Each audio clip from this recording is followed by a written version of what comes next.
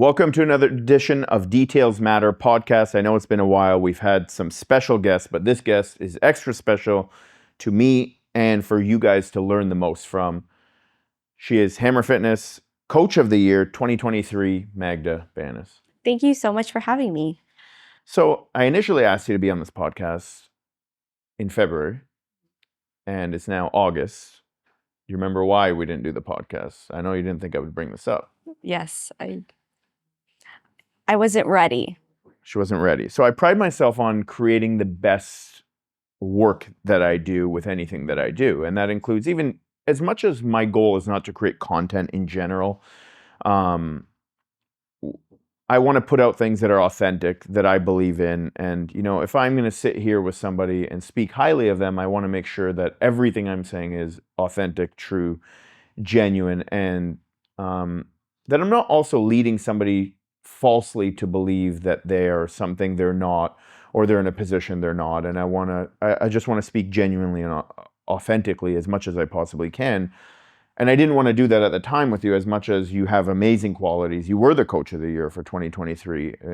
We had just done our awards gala, but at the same time, I did feel like there were things that you could improve on, and things that some gaps and some areas that you needed to work on before I wanted to bring you on here, because I wanted to bring you on it as your best self, to represent yourself in the best possible position, and to be able to deliver to people in a way where I truly do believe every word that I'm saying about you, and that you believe every word that I'm saying about you.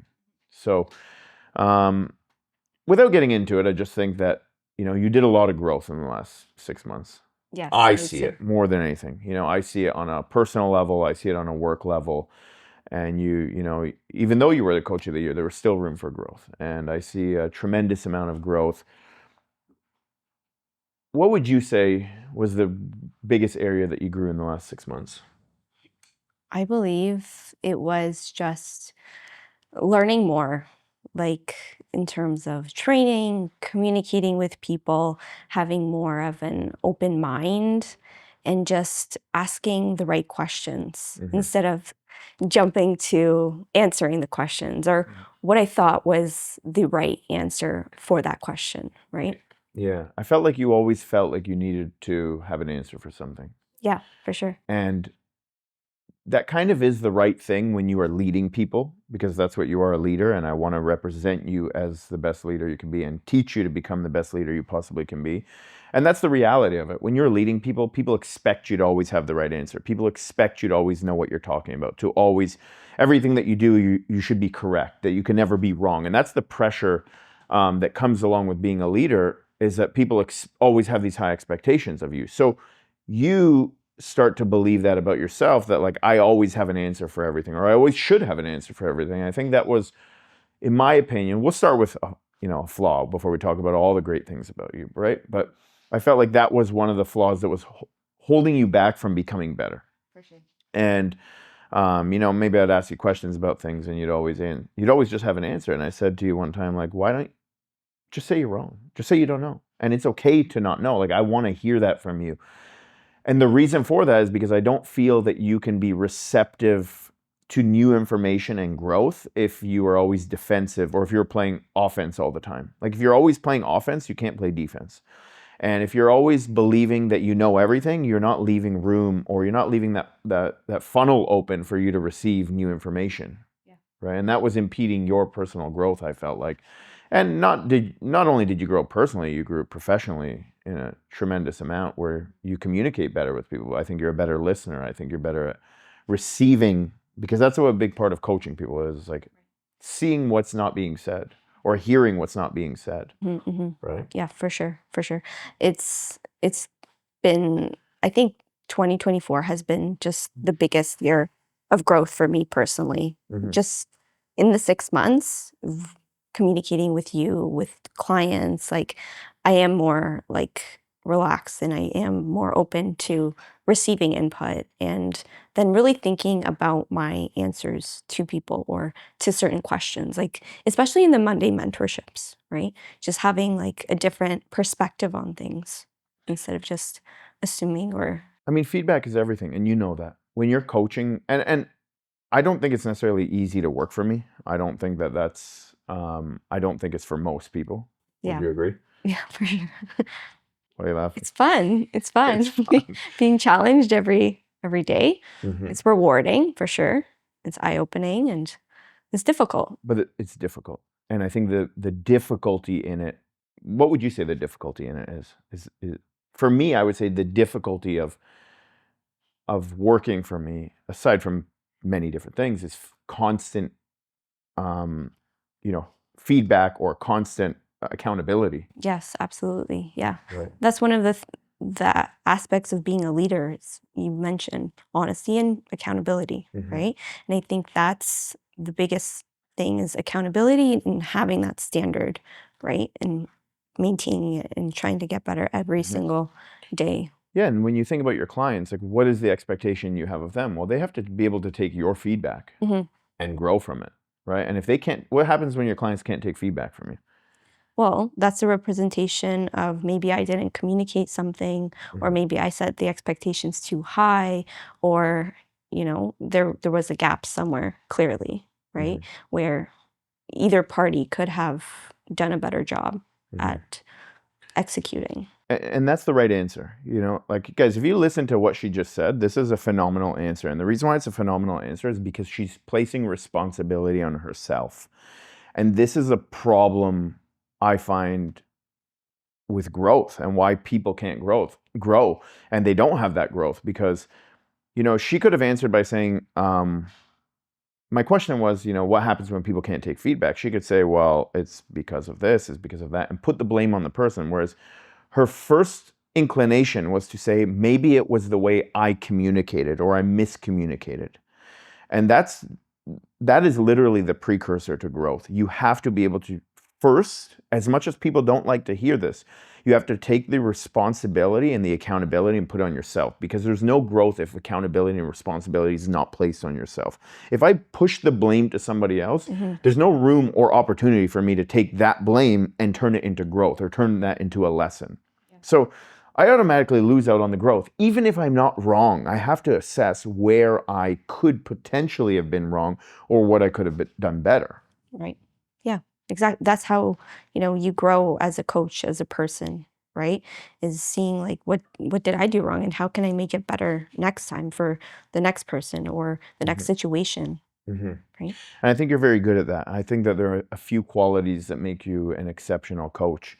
And when I say exceptional coach, you make you have a a lot of clients, a good amount of clients, but you service them very well. That's the most important thing to me, and I know it's the most important thing to you is that you're Yeah. doing a good job, and you give a lot to your work. You give a lot to your clients. You give a lot to my brands, to my business. You give a lot. Um, and your priority is always giving the absolute best that you possibly can to your clients, and that doesn't go unnoticed. And you don't compromise on that. You don't compromise on the quality you're giving people. You don't compromise on the effort. You don't compromise on the care. You're always pouring as much as you can into your work, and you do have a lot of clients as a result of that, and deservingly so. um, and that's I don't think that most people can, first of all, even manage the workload that you have, but also manage it and do a good job of it, right? And I think that there are many things that people could learn from you, from systems to processes to work ethic to consistency. Like there are a lot of these qualities that you have that people simply do not have. And honestly, if I can take some of those qualities and sell that, I'd be very, very rich because it's very difficult. So where did you learn some of these qualities from? Let's I want to start with that. Like before we even get into work, like where did you learn some of these qualities that I think some of it's innate. I do think some of it's learned and conditioned, but I do see that from the beginning. Let's take it back to there when you first started working with me, right? So how did you start with me? And then we'll talk about how you got to that point and what you've developed over the years. So how did we start working together? So I did my very first bikini bodybuilding competition around 2019. I was at a show, the Barrie Natural Championships, and coincidentally, one of my friends and people from university was there. I was like, what is she doing here? And she was working with you. And she looked amazing, phenomenal, right? And so I went up there. I didn't really know what I was doing because I had a different coach. And so when she stepped off stage, it happened. I didn't do so well. I took a few weeks, and she was always like messaging me, like saying like, oh my gosh, you look so good, but like, yeah, you could improve upon some things and you should work with my coach. And I'm like, oh, okay, maybe we'll dabble in there. We'll see. And then I started researching more about you, and eventually like we just started working together. And as a result of that, we did a couple of shows, and then we were training one day, and we were talking between sets. We were doing like squats on the Smith machine. You were just getting to know me a little bit better, seeing like what I wanted to do after university, because I was still studying at the time. And I told you like, yeah, like chiropractor, I guess I'm gonna have to do this, or physiotherapy, or maybe I want to be a teacher of some sort. But I didn't really want to do it. I just said it because that's what my parents wanted me to do. So I'm like, okay, I guess I can do that. But you brought up coaching. I was like, wow, like that would be amazing, right? And then you said something about setting up a call with Rima, and I was just so happy. And then, yeah, here we are. So I'll tell you what I saw at that point is I saw passion toward this. And this is like, you have to have passion toward helping people and coaching people in work. That you can't fake that. So you had passion. You weren't doing it just for the money. That's important. And you know how you make a lot of money is by not doing things just for the money. So you didn't care about the money. That wasn't like, how much can I make? How much, what's the possibility I make this much or that? Those things, maybe they were in your mind, but you never verbalized it. And I didn't get that feeling that that's what you really cared about. And I believe that's, your clients can recognize that, and that's why you have so many people that want to work with you all the time. So that was what I initially saw. Obviously, you're smart, you're educated, you have these qualities. I do feel like your work ethic was there. And just, I'm going to be real for a second. Like, I think that when we're talking like bikini competitions, or even like competitions in general, not everybody has the perfect genetics for it. And so you were putting a lot of effort into something that wasn't going to give you the greatest return, or even maybe fulfillment. I don't feel that it was fulfilling you, the same way something like, putting everything into your work would have, or coaching people would have, right? I felt like you had, not that you didn't have the passion for competing, I think you had a passion for training. Yes. More than anything. Still do. And she still comes to the shows and supports all our clients, and is still involved, and with me, always communicating with me about our clients and which girls are doing the shows. And, so she has a lot of care and enthusiasm and passion for our community and for our clients. So I initially saw that, but it did take you, and I'm going to be straight with you, like it did take you a little bit of time for you to actually get good at this. And there was a period where you were struggling to learn this, or I don't know what it was that you were lacking specifically, like in hindsight. I don't remember specifically, but there was how long would you say it was, like a year, maybe more than a year? Probably a year and a half to 2 years, where I was like, okay, I'm just doing this, and I guess I'm gonna get better with practice and just learning more from like Lexi, and mentoring from Rima, and just learning more about like what they do and how they communicate as well. So it's just kind of like figuring it out, right? And yeah, because I remember telling Rima at a period of time, like, I don't know if she can do this. Like, I'm not sure if she's going to be able to do this. Like, she's not connecting to it, right?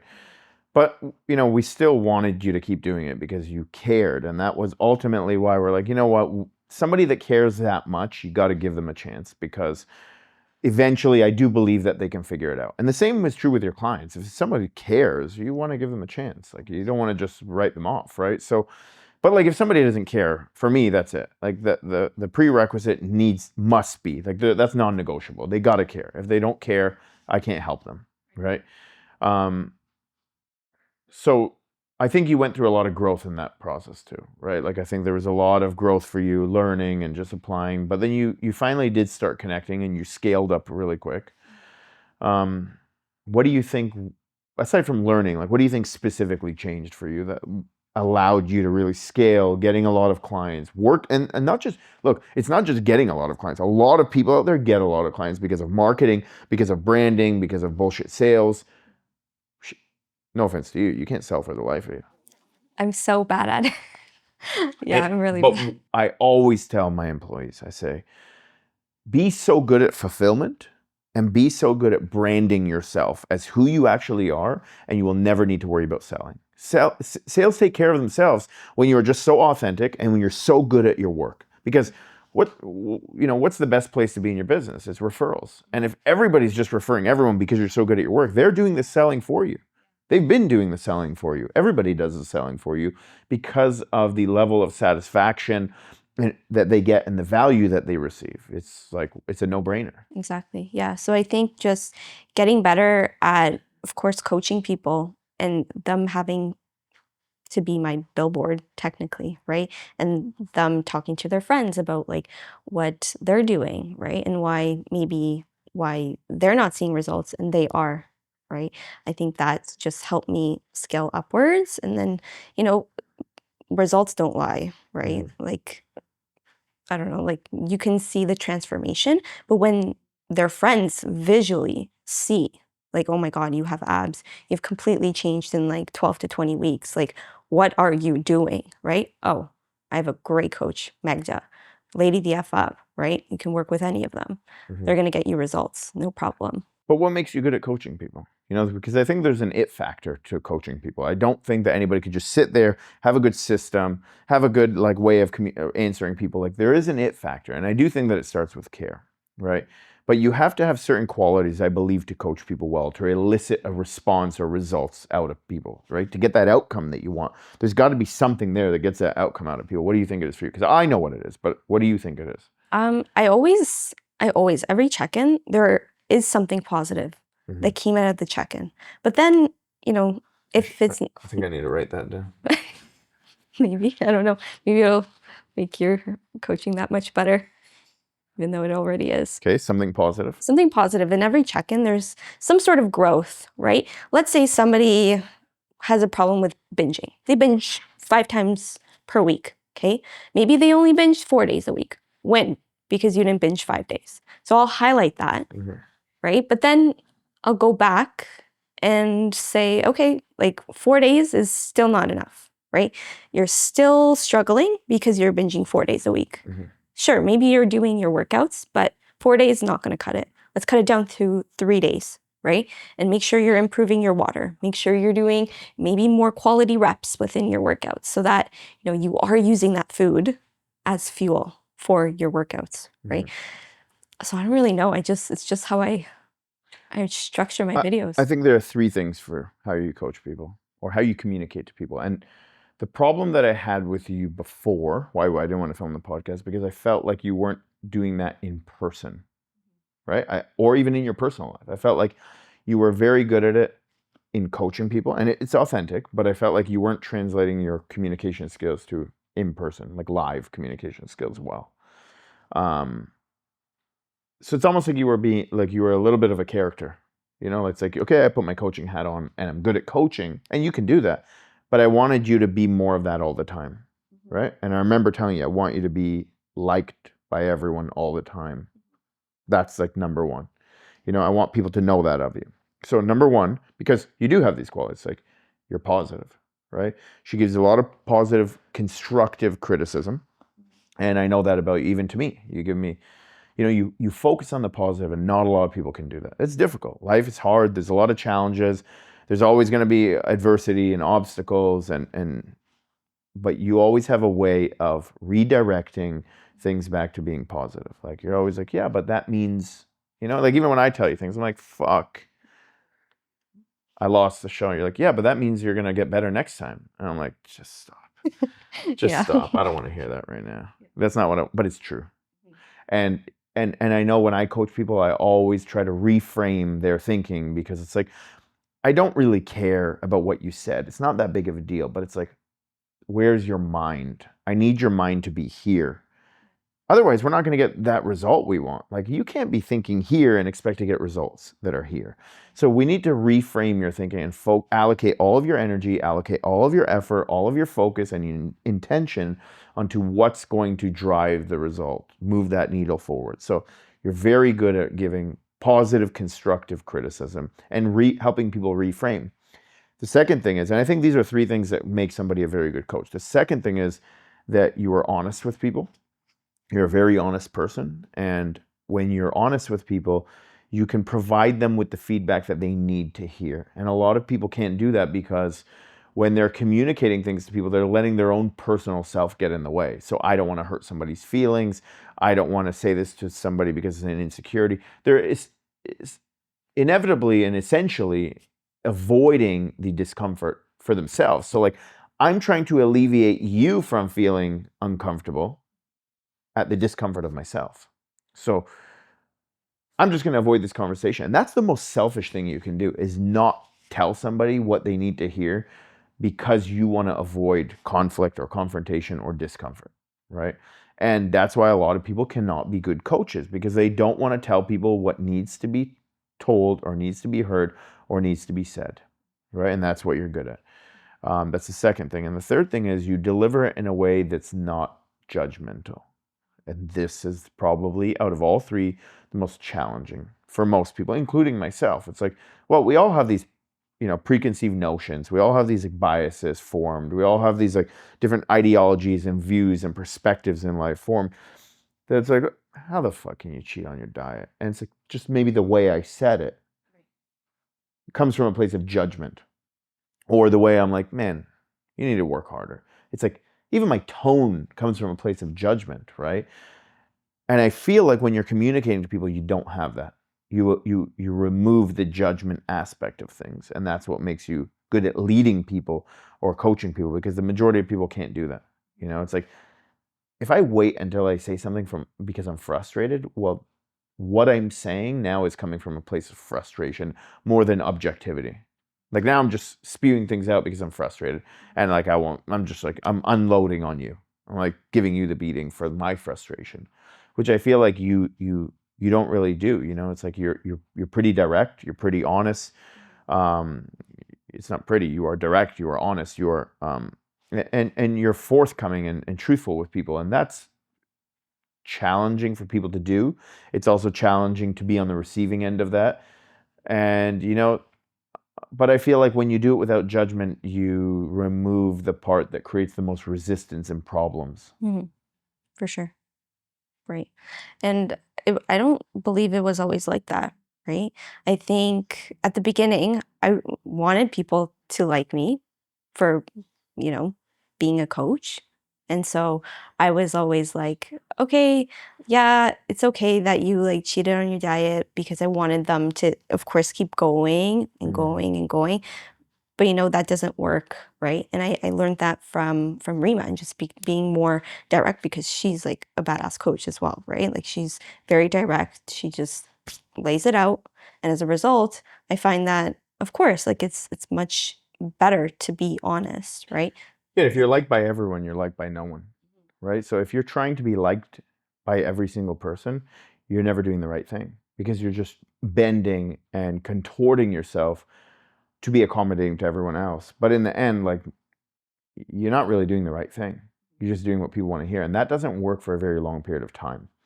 And that's why when you want to look at the quality or the integrity of anything in life, you have to look at what stands the test of time. That's why I have a lot of pride for how long we've been around, because you can't fake it for that long. You could fake being a good coach for a year. You could fake, but eventually everybody will figure you out. And if you're just being nice to get clients, eventually people will figure out you're not doing what's in the best interest of them, right? You're doing what's in the best interest of yourself, which is make the most money, get the most amount of clients, and deal with the least amount of problems. Right. There's nothing more selfish than that, in my opinion.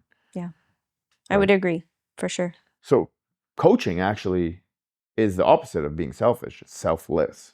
You can't be a good coach if you are selfish, if it's all about you. You have to put the person first. And I think that's what you do exceptionally well when you're working with people. It's like you're always working, first of all. You're always putting everything into your work. You're always prioritizing people, making people feel like, they're your only client. And I think these things are important. So what skills and qualities do you think you had before you started coaching that allowed you to be really good at that? Where did you learn that from? Like your mom? Was it your dad? My parents, definitely very hardworking people. Both my parents, business people still came from Poland. Well, my mom came from Poland and Greece and here, and they had nothing really. So they started working together, opening up a cleaning service, getting many clients, getting referrals. They would always work, always. My mom's still working really hard.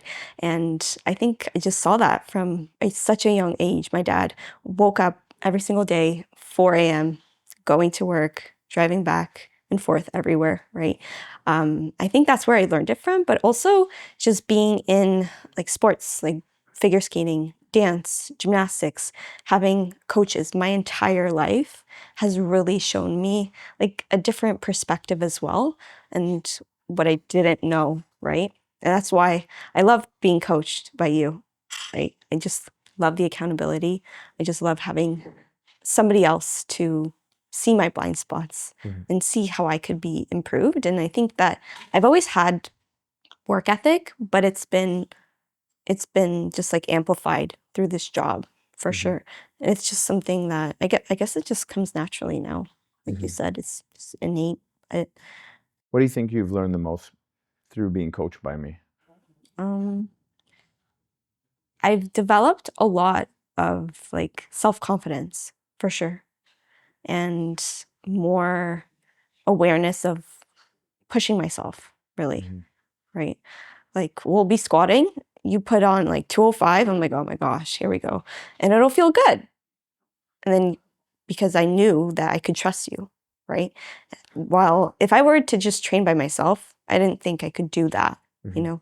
So it's more confidence within myself in general. And having confidence in someone else and trusting that coach.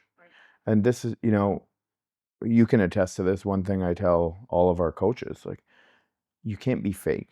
Like, you can't fake this, because people need to trust you. And when they trust you, they'll go all in for you. Like, you want people to blindly trust you as a coach, not because you want to do things that are wrong, but because you want them to have full faith and full effort in the process and not question it. Because the minute they start questioning it, they're not fully committed and dedicated to the process. So that's why you always need to do the right thing and produce and do good work and actually be the person you say you are. There can't be inconsistencies or flaws in your character to the degree that they're uncontrollable, not controllable, right? So, like, sure, we all have problems, we all have deficiencies, we all have blind spots, we all have these things, but not people that are deceiving, you know, like not people that are exploitative. Like, when you make your mistakes, and I tell you this all the time, it's okay to make your mistakes, but like, as long as they're real mistakes, you know, not poor judgment because you were doing things from a place of selfishness and you were acting from a place of selfishness, or like putting yourself first all the time.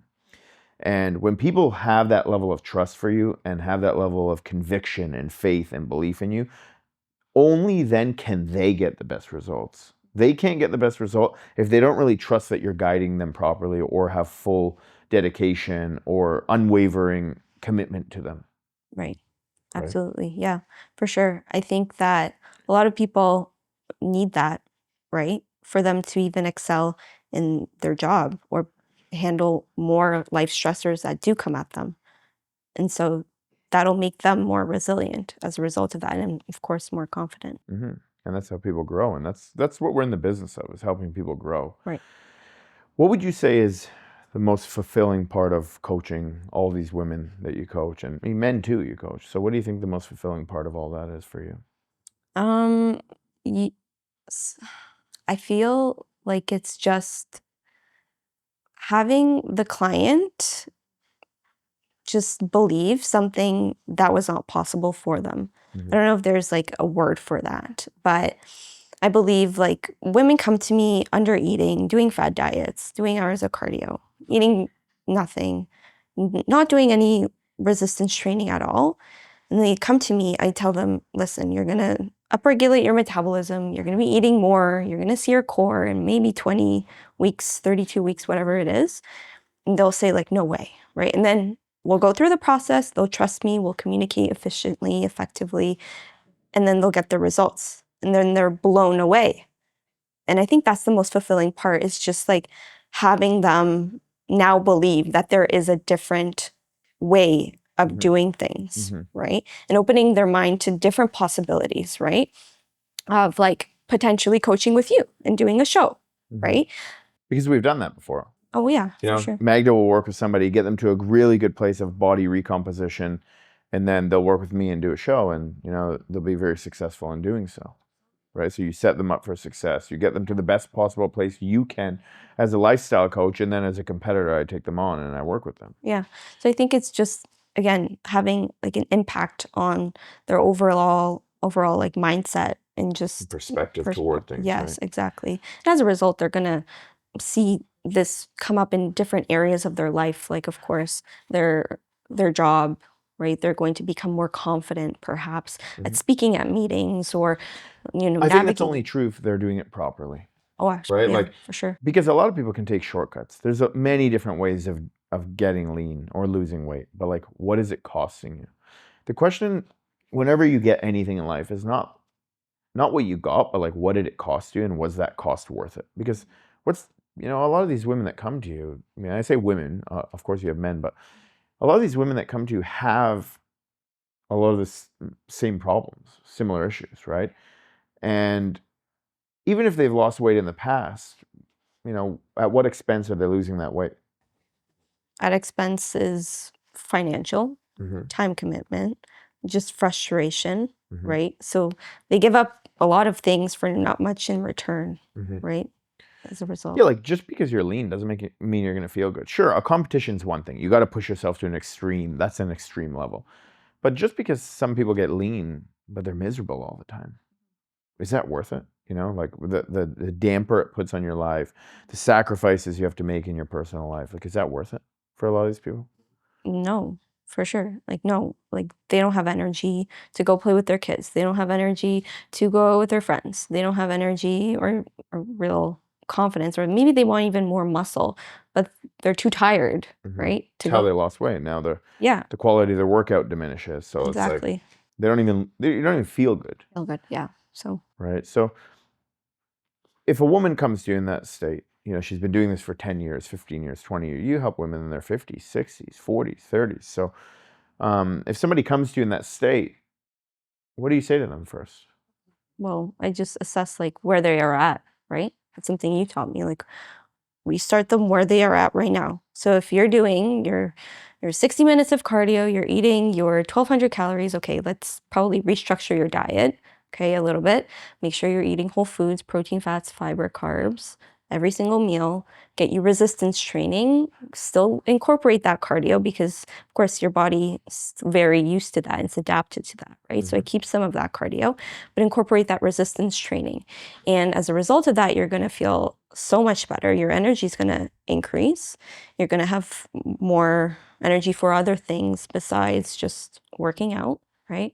And as a result, you're going to feel much, much better. And in a few weeks, I always tell my clients, you're going to feel the effects right away, but you're going to visually see it about 2 to 3-ish weeks in. That's why I don't like really coaching people for like 4 weeks only and then saying goodbye, right? Like, I think that's kind of pointless.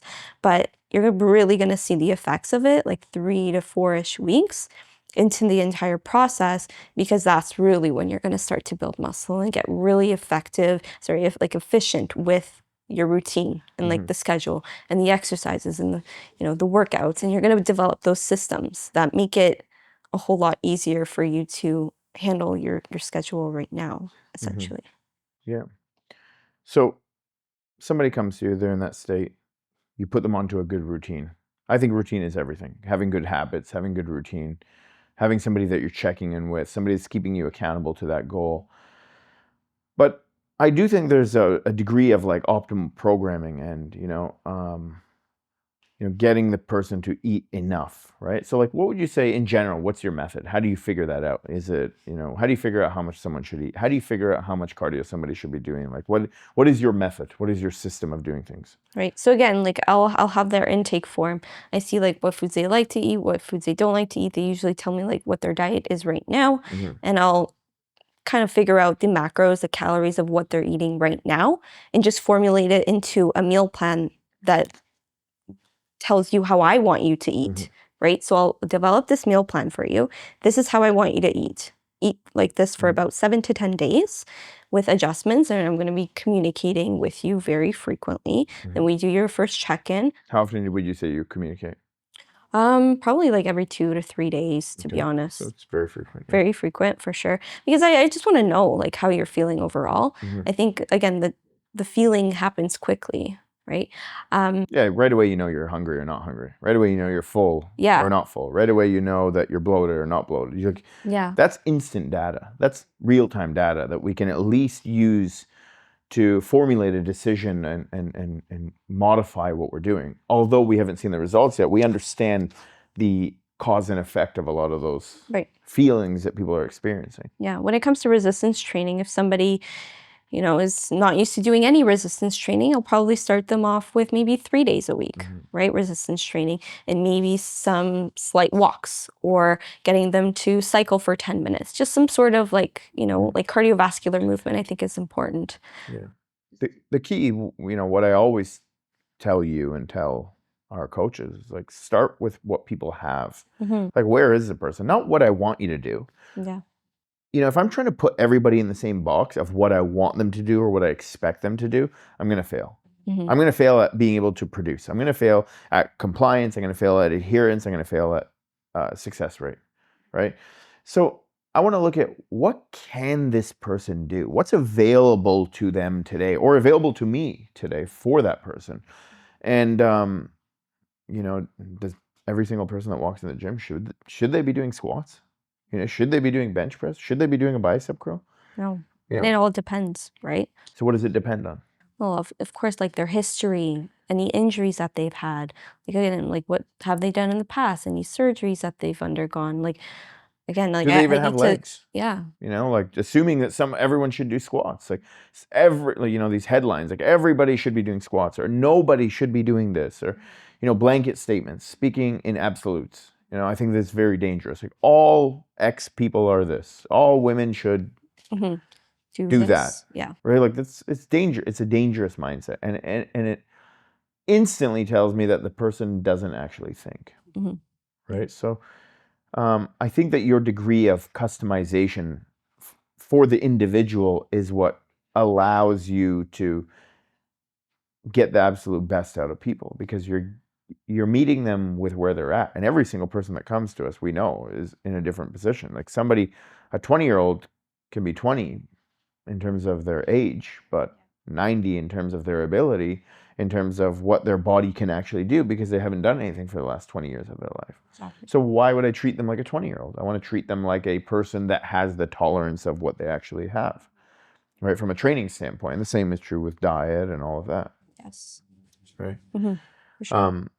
So let's talk about your results for a sec, because, obviously I coach you as well. And I think that one thing that I notice with your lifestyle, if I'm on Instagram, and I think that most people would notice this, is I do think that your whole marketing, and which is true, it's authentic, is that you eat a lot, or a good amount. You don't deprive yourself. You have variety. That's like the biggest thing. And you have great results. So, tell us about your food intake, tell us about your body weight and all of that, and your strength, and, just your personal fitness. Because I think it's important that people understand that you're not just coaching people to do it, you are doing it. Yeah. So growing up, I come from an Eastern European background, right? So it's a lot of like heavy, like pierogies, potatoes, like fried chicken breast. Beer at the age of 10. Exactly. No, but I was never deprived of food, really. But I wasn't always like the slimmest. I was always like the tiny, like short, muscular, like chubbier kid, right? And so going through gymnastics and dance and seeing like my colleagues and just like other people I danced with, teammates, I wanted to be like them. I wanted to be like the tall, skinny girl. So, I dabbled in like trying to do like juice cleanses, and I tried like keto, and that didn't work for me like at all. Like low calories just didn't work for me. I didn't feel good. Number one, I couldn't focus. And as a result, like when I did stop all my activity, when I went to university, I had nothing. And that just made me so sedentary and just made me gain weight, and it just put me in a very negative headspace. So when I did start going to the gym, I just started just doing my conditioning workouts from gymnastics. And I just started there and just watching YouTube videos, right? Until I met you. And then we started doing more bodybuilding workouts, right? And as a result of that. Because here's the thing, you were doing more powerlifting stuff before we met, even though you did your first show. Yes. Right? But we switched to, resistance training, which is specifically what we specialize in. So before coaching with you, I was doing more like squat, deadlifts. I wasn't actually bench pressing, but I was doing a lot of like compound movements with my previous coach. And because that's what I thought was right. I didn't know anything really. I didn't do my proper research. And then so when I did start with you, it was very focused on isolating that specific muscle that you want to work at that time versus doing a deadlift where you're recruiting like every single muscle in your body. Whatever's going to do work. Whatever's in the available. Way. Yeah, exactly. So it was very, very different. And then from there, we just built my metabolism, I guess. Like we just kept eating more and I didn't have to do really that much cardio. How many calories are you eating per day right now? And what are your macros? Okay, so right now my macros have dropped actually last week. So it's 385 carbs, 85 fat, and 190 protein. So it's around like 3,000 calories, 2,900 calories. And my strength is increasing. I feel great. What's your max squat? My max squat is 230. I did 2 reps. And what's your body weight? I'm 106 pounds today. So 230, good. Yes, so definitely built up my strength, all because of you, definitely, for believing in me. You did the work. Yeah, but again, like I need that. I'm definitely not the one squatting, based on the looks of my legs. No, but you definitely pushed me. I would not be able to do that, like mentally, if it wasn't for you and your guidance, of course. And yeah, so I guess we just took where I was at that point. I was eating like so much before, but it was like the wrong proportions of food. Like my fats were at like 35, my carbs were at like 450 prior to working with you. My protein was at like 150. So it was all like disproportionate. And then you came in and then we just adjusted where I was at, right? But I do believe that most people can get to that point with their body if they give the effort that you give and the consistency that you give. You're always consistent with the effort that you give and your adherence, right? Yeah. And, I've even said this before, like she's one of the few people that I've trained, like there's a handful of people that I've trained that I've actually witnessed go to true failure on a set. The majority of people do not understand or know what it's like to reach a point of true failure. Without going too deep into resistance training and biomechanics and physics and machine mechanics and things like that, in order for somebody to reach a point of true fatigue, the exercise has to be built correctly. The machine has to be optimal or as close to it as possible. There's no such thing as perfect. And then the coach needs to understand the sticking points of that exercise to be able to create a more accommodating resistance for that individual. So, recently we did that with the leg press, and it was like close to perfect in terms of the resistance of what your muscle can tolerate versus the resistance the machine was offering. Okay, there was a little bit of a still discrepancy. It was not perfect. But I modified it a little bit by giving some manual resistance, making it a little bit lighter in a certain range of motion for you. Now, on those last few reps, it took you a good 7, 8, 9 seconds to complete them because of the effort you were giving. Whereas I would say the majority of people that I've witnessed would have stopped 5 or 6 reps short of that point of reaching that true fatigue, true failure. And so people leave all of that on the table every time. And that's just an example with one set. Never mind your whole workout, never mind your diet, never mind all these different things. So, one quality that really drives you forward and characteristic that drives you forward is your consistency and your ability to give a consistent effort regardless how you feel. Of course, yeah.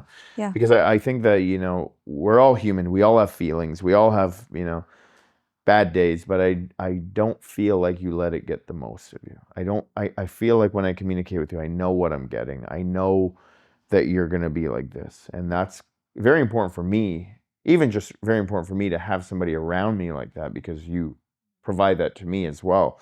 And that's important for me because I like to have somebody around me that's very consistent that can provide that. Because I'm like this sometimes. It depends on the day. Like I lose, I'm fucking pissed. And I'm dealing with a lot of stress on a day-to-day basis. And you actually help me a lot as well.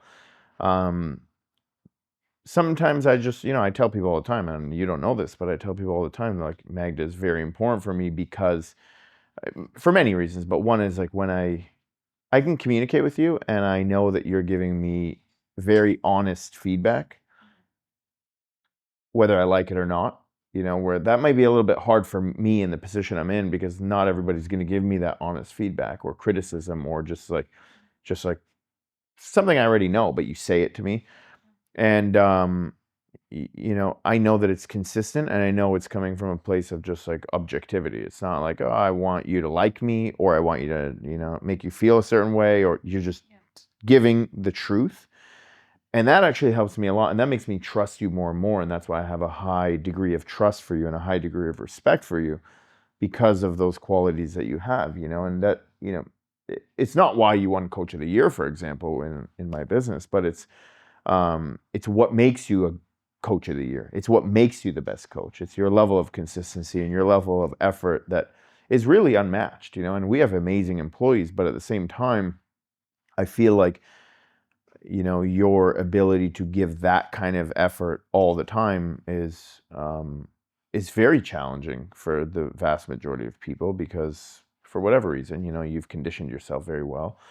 And also, you set a bar really high for other people and an example really high for other people that it makes everyone else around you get better and level up to because, you become a benchmark that people want to strive to become. Right. Yeah.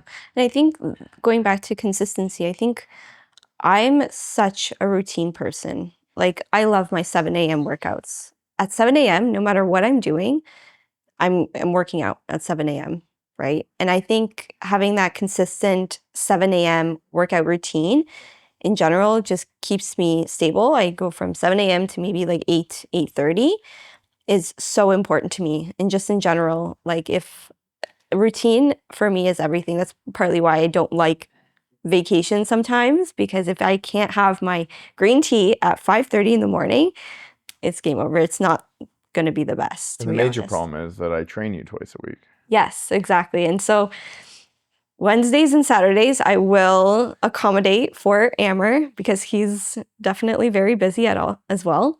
And so I will. No, it's because we have the same routine. Yes. And we both want to work out at 7 a.m.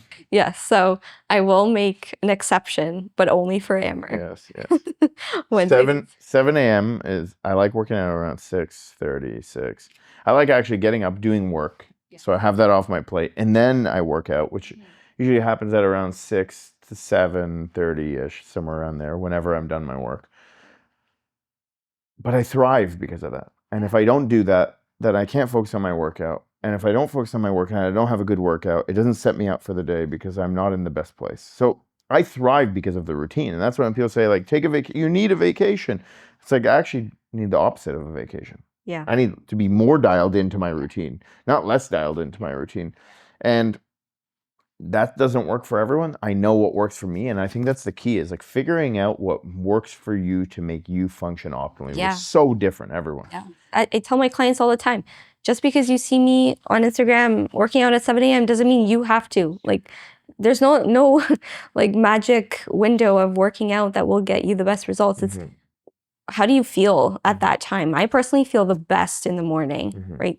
Probably the most sleepy, the tiredest around 3, 4 p.m. You know the best to part be of my day? honest.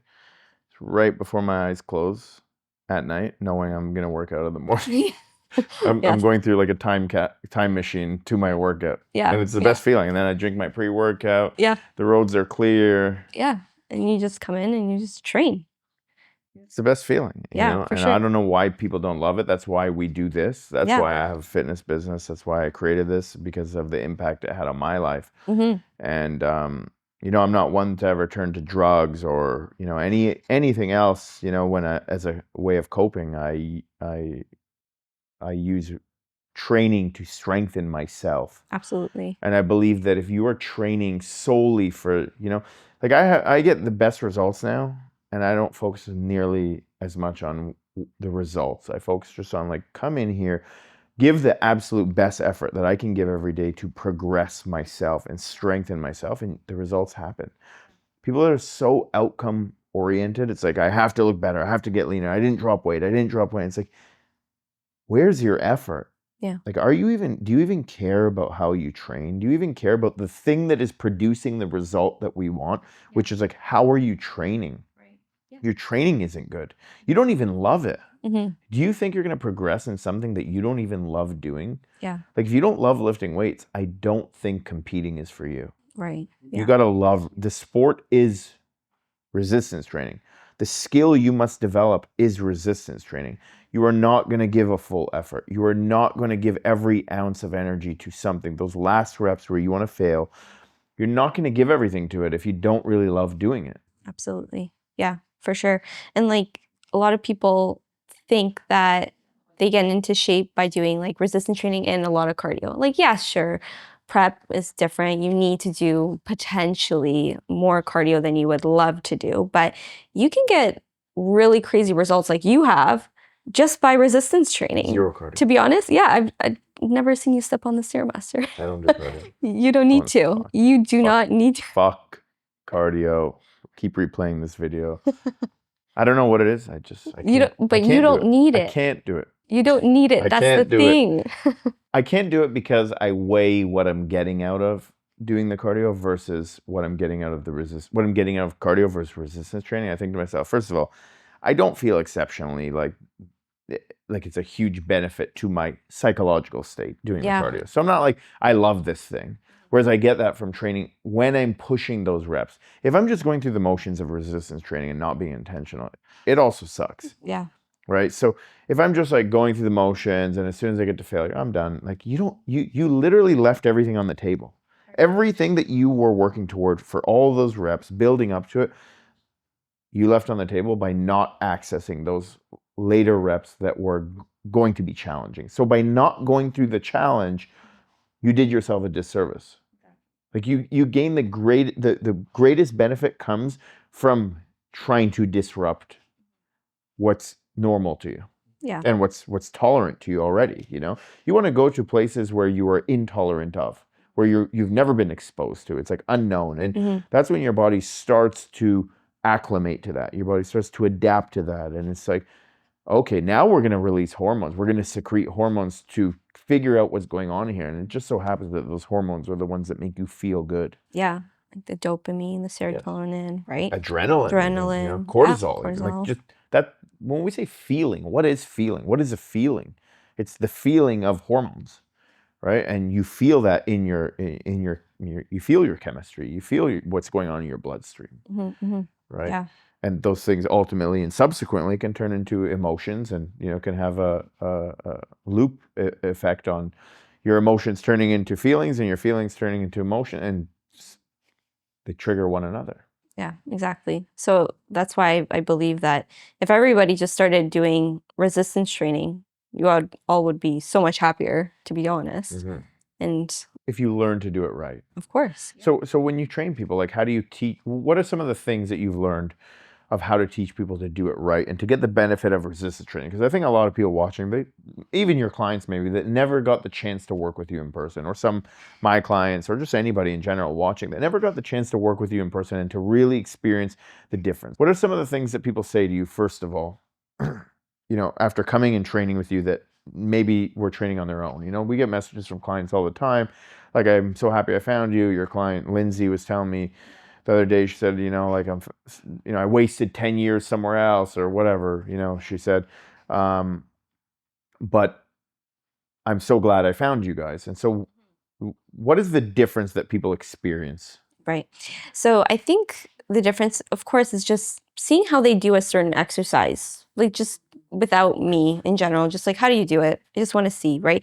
And then I'm just like observing, and maybe I'll like tweak their form a little bit tuck your elbows, like draw your shoulder blades down if you're like doing a lat pull down, and just looking at how they move, I think is very important. And just like subtle little tweaks make a huge difference. But for certain clients that, I'm just like, this looks very wrong, like I'm going to show you how to do it. And maybe like me doing it can give you a good visual example, and then maybe you can replicate that. But also it's me cueing, right? It's So what making is sure the purpose of cueing? purpose of cueing is to disrupt just the innate ability for humans to cheat or to take the path of least resistance. We're always trying to make things easier. We're always, and we don't even know it. So like anyone that thinks, oh, that's not me, well, it's guaranteed to be you because you don't have the self-awareness to recognize it, right? So the innate desire for your body to want to cheat, like that's your body's number one job, is to cheat, to make things easier for you so that you don't have to do so much. But doing so much is the part that gives you the greatest return, right? So your job is to cue the person to disrupt that so that they don't revert back to doing things in the easiest way or revert back to doing things in a way that doesn't really elicit any change. Exactly. So I have like a few clients that as soon as it gets very hard, that's when I know, they're going to go super fast because they just want to get the set done. Like they'll go super fast. I have to cue them, slow down, like 3 seconds down. I have to like tell them like 1, 2, 3. So they actually hear the cue and then, do the movement as I'm cueing, right? Or they'll do like a leg press and adjust their feet, like wiggle a little bit. They're trying to find a range that maybe they're a little bit more tolerant of. Yeah. Maybe they're not fatigued. Exactly. Or they're trying to figure out how to decrease the range of motion by putting their feet wider. Yeah, exactly. Or, like side raise, they're doing it all with momentum, right? So I have to really tell them like, just use your shoulders, bring your arm up with your side delt, right? Bring it up nicely. And as a result of that, without me, they don't know that, right? Unless I'm, looking at their form videos, which still is not the absolute best, right? Because the best is just me seeing it live, right? Is me seeing like what's going on, how you execute sets 3 and 4, which maybe I'm not seeing, right? Yeah, they can maybe do one perfect one for you. Yeah, exactly. So maybe it's deceiving, right? So but if I really don't know what I'm doing with a client, I'll ask you flat out. I'll just be like, okay, well, maybe I'll do a session with them and just be like, Amer, like I really need help with her. Like something's wrong. Like her upper traps are really bulky and she can't get her hands over her head, and her shoulder always hurts. And I'll just like ask you, really, like what input would you have? Or and usually for most people there is a solution. We just have to explore it. We have to figure it out, and no two people are alike and no two problems are the same. And that's why, when I said at the beginning of this podcast why I initially didn't want you to do it until I felt like you were ready, is because I did want to have that. I did want to see that attitude and that mindset from you, that you look, I don't know everything. Because when you recognize you don't know everything, then you put yourself in the mindset of, I can figure things out. But if you think you know everything, you're not putting yourself in the position to figure things out anymore. You put yourself in the position of being an expert, and an expert answers everything and doesn't need to learn things. An expert doesn't need to question themselves, So I want you to question yourself all the time, to say like, maybe it's not this prescription-based protocol that I'm going to give somebody. I'm not just going to say, do this because. Yeah. Versus like, I want you to analyze that person and figure out, what can they do? Why is it happening that way? What are all the variables that are associated with creating that outcome that I'm seeing?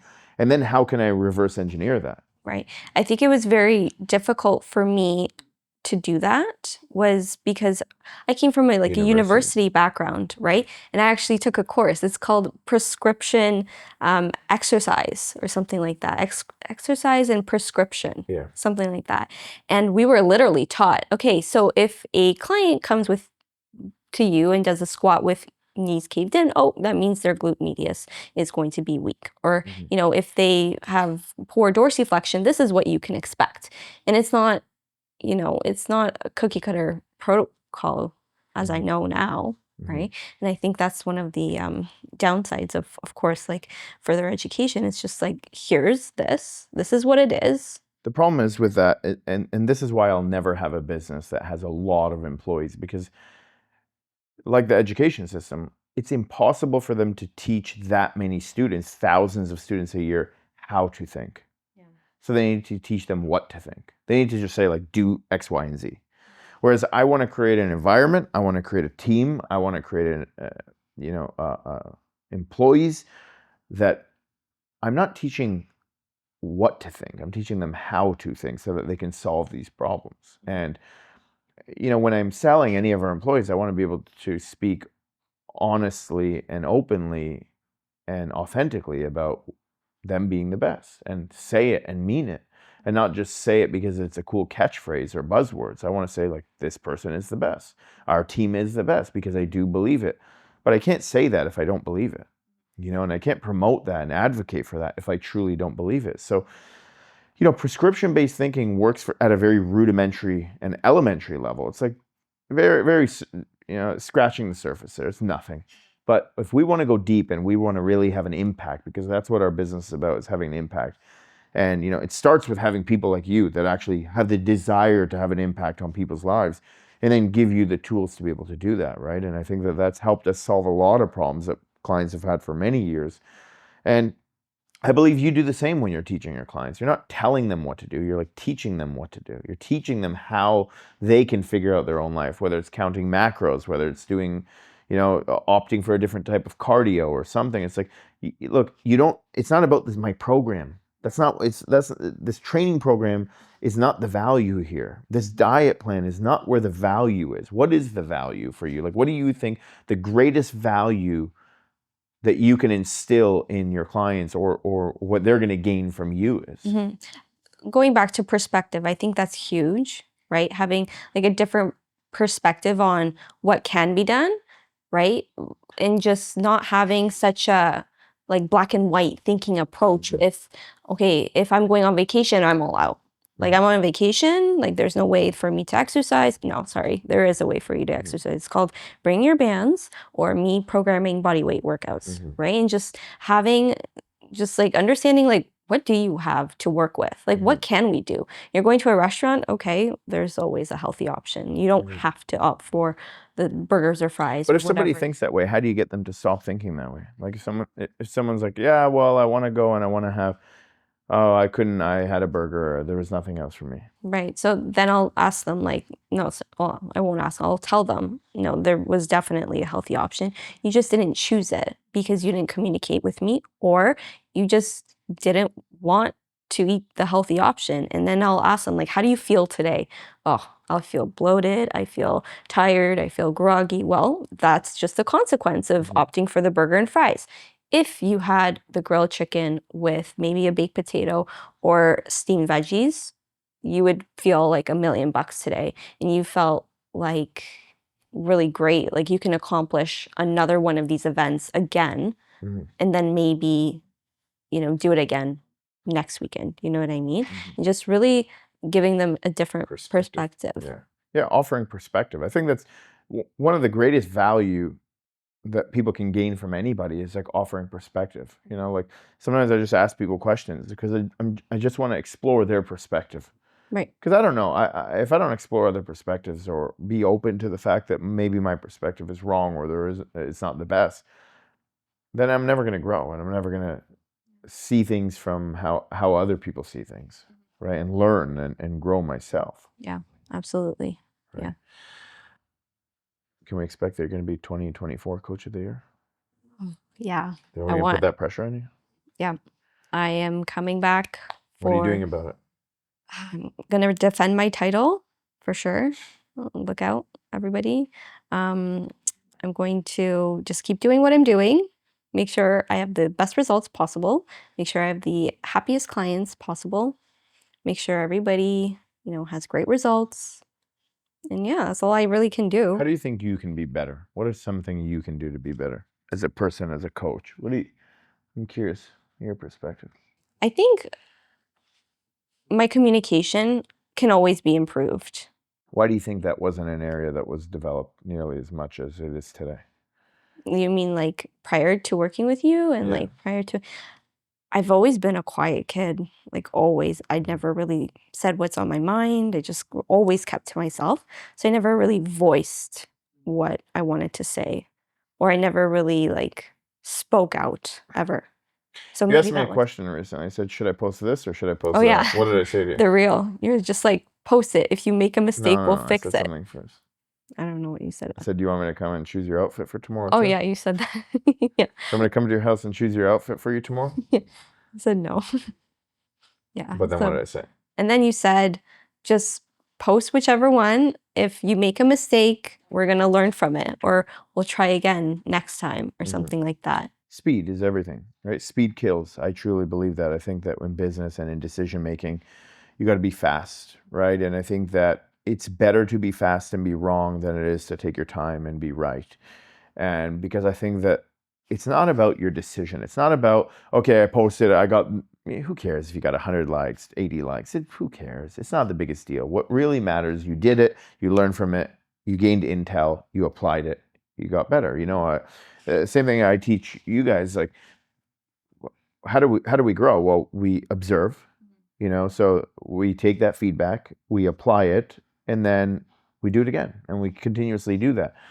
And if you're going slow, you're not going to be able to do that. So, you know, I think that, I was, uh, maybe you're not used to taking action. Maybe you're not used to making decisions. Maybe you're not used to even speaking out, or maybe you're afraid of being wrong. Whatever it is, like that was the point of my message. Is Mhm. you got to grow, and that's what like this is all about. It's growth. Like grow, but grow quicker. Life is short. We got to grow as quickly as possible and get the most experience, because that's what growth is. Growth is nothing more than experience in life.